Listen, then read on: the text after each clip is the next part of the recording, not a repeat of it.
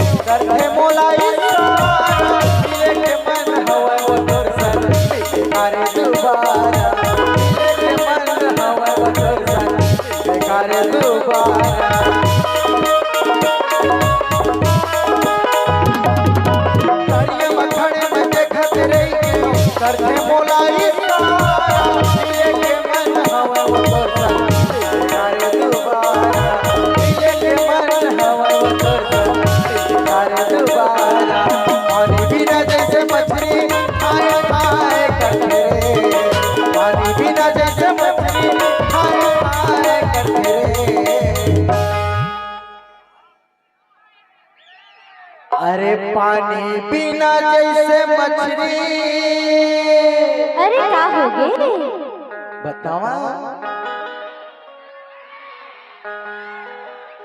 हे ठाए करते रे अरे जा जा पागल मन लगत नहीं तबे तो घर भर बनाया ना का आओ एक घर का हवा जवानी साय साय करते रे एक घर का हवा जवानी साय साय करते रे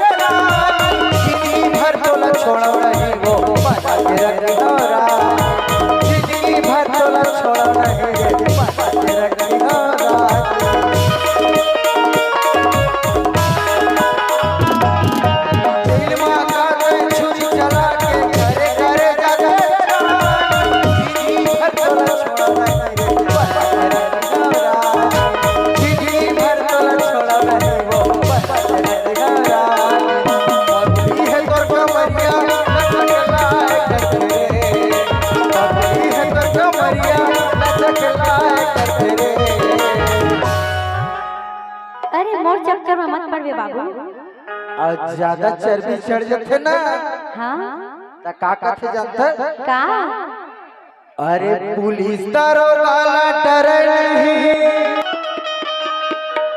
आए बात कर दे रे। अरे तो तोर का जाते ऐसे मैं छूटे ऐसे का आओ एक हरकत हवा जवानी साए साए करते रे। एक हरकत हवा जवानी साए साए करते रे। मारी टूरी बेल बेली हरिला हो ले रे। मारी टूरी बेल बेली हरिला हो ले रे।